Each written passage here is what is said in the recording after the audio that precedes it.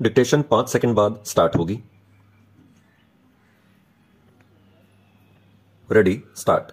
महोदय, मैं कानून मंत्री जी से कहना चाहता हूं कि परिवार नियोजन का कार्य अगर इस मुल्क में नहीं हुआ तो इस देश में यह जनता सरकार तो क्या ऐसी हजार जनता सरकारें आ जाएं, इस समस्या का हल नहीं ढूंढ पाएंगी। हमारे हिंदुस्तान की जनसंख्या का 1/3 अमेरिका की जनसंख्या है। हिंदुस्तान से अमेरिका का क्षेत्रफल 4 गुना बड़ा है और हिंदुस्तान से रूस का क्षेत्रफल 7 गुना बड़ा है। हिंदुस्तान की जनसंख्या अधिक होने से उसमें जो भी विकास के काम हुए हैं वे दिखाई नहीं देते। उपसभापति जी, कानून मंत्री जी कहते हैं कि लोकतंत्र की स्थापना करने के लिए हम कोई जोर जबरदस्ती नहीं करेंगे। आप दिल्ली स्टेशन पर जाइए, वहां पर भी प्लेटफार्म पर 1 लाख आदमी सोए मिलेंगे। यह है आपका लोकतंत्र। आप रेलों में द्वितीय श्रेणी के डिब्बों को देखें तो लगेगा कि जैसे आदमियों की एक बाढ़ सी आ गई है। आज आप स्कूलों में जाइए, वहां भी भर्ती के लिए जगह नहीं है। कॉलेज में जाइए, वहां भी भर्ती के लिए जगह नहीं है। नौकरियों के लिए इस मुल्क के अंदर 10 करोड़ बेकार फैले हुए हैं। इस मुल्क के अंदर आज यह स्थिति हो गई है कि आप किसी भी बस स्टैंड पर चले जाइए, आपको जगह नहीं मिलेगी। बसों में कोई जगह नहीं है, रेलों में जगह नहीं है, प्लेटफार्मों पर लोगों को सोने के लिए जगह नहीं मिलती है। दिल्ली और लखनऊ जैसे बड़े शहरों में रहने के लिए मकानों की महान समस्या पैदा हो गई है। लाखों लोग कलकत्ता के फुटपाथों पर सोए रहते हैं। आज हमारे देश में जनसंख्या की समस्या पूरे राष्ट्र की समस्या बन गई है। मैं समझता हूं कि जब तक इस देश के सभी दल युद्ध स्तर पर इस समस्या का हल ढूंढने की कोशिश नहीं करेंगे, तब तक यह समस्या हल नहीं हो सकती है। हमारे देश में परिवार नियोजन का कार्य सबसे महान कार्य है। जब तक इस कार्य को युद्ध स्तर पर नहीं किया जाएगा, तब तक जनसंख्या की समस्या हमारे देश में हल नहीं हो सकती है।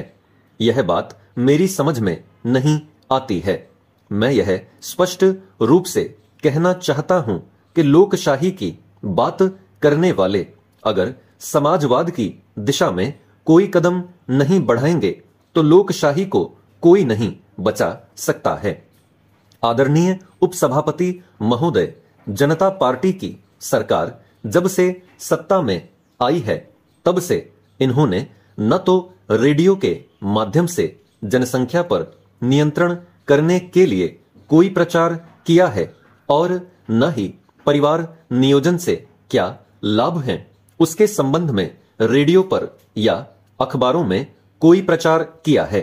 आज आवश्यकता इस बात की है कि जनता को परिवार नियोजन के बारे में शिक्षित किया जाए।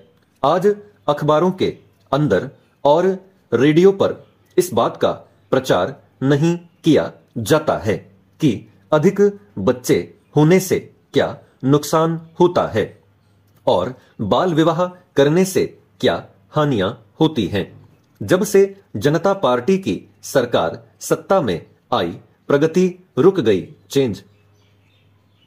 महोदय, दूसरे जो हमारे टैक्स हैं, जैसे इनकम टैक्स है, सुपर टैक्स है, मृत्यु टैक्स है, वे अच्छी तरह से वसूल नहीं हो पाते हैं।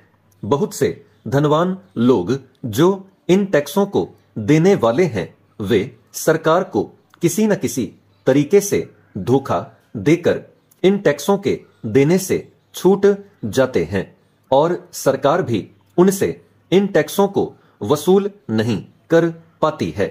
इसलिए मेरा निवेदन है कि जो ऐसे धनवान लोग हैं जिनके ऊपर सरकार का टैक्स बकाया है, जो टैक्स देने में चोरी करते हैं उनसे सख्ती के साथ टैक्स वसूल किया जाना चाहिए। सरकार की यह नीति रहती है कि कुछ सालों तक वह इस तरह का टैक्स धनवानों से वसूल नहीं कर पाती है, उन्हें बाद में माफ कर दिया जाता है। इस तरह की जो नीति है वह अच्छी नहीं है। सरकार को धनवानों से समय पर और सख्ती के साथ टैक्स वसूल करना चाहिए। हमारे देश में वातानुकूलित बात चारों तरफ चल रही है। रेल में आप जाइए तो आपको डिब्बे वातानुकूलित मिलेंगे और चीजों के रखने के लिए भी अब वातानुकूलित मकान बनने लगे हैं।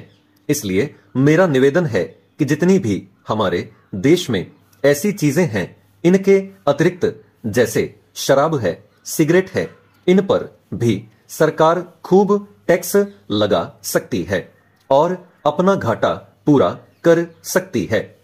इसके उपरांत अगर इनकम टैक्स और सुपर टैक्स में बढ़ोतरी की जरूरत है तो वह भी उसको बढ़ाना चाहिए। लेकिन जो नए टैक्स बढ़ाए हैं उनमें खासकर कृषि पर जो टैक्स लगने जा रहा है, सरकार को चाहिए कि उसे माफ कर दे, उसे बिल्कुल हटा दे। मैं इस संबंध में इतना ही अपवाद ग्राह्य मानता हूं कि जिन व्यापारियों ने काला बाजार में पैसा कमाया है, अगर वे अपना पैसा छिपाने के लिए उसको जमीन पर लगाते हैं, यानी खेत मोल लेते हैं, अगर अंगूर के बाग लगाते हैं और इस तरह से अपने काले धन को सफेद धन करना चाहते हैं, ऐसे धनवानों के ऊपर कृषि टैक्स लगाने में मुझे कोई दिक्कत नहीं है। वित्त मंत्री महोदय का कहना है कि जो इनकम टैक्स देने वाले लोग हैं, अगर वे खेती करते हैं तो उन्हीं के ऊपर यह टैक्स लगाया जाएगा। लेकिन मुझे डर इस बात का है कि जब सूखे के साथ गीली चीज भी जल जाती है तो ऐसा भी हो सकता है कि धनवान किसानों के बाद धीरे धीरे मध्यम तथा छोटे किसानों की भी बारी आ जाए और इस तरह से धीरे धीरे मध्यम तथा छोटे किसानों पर भी टैक्स लग जाए।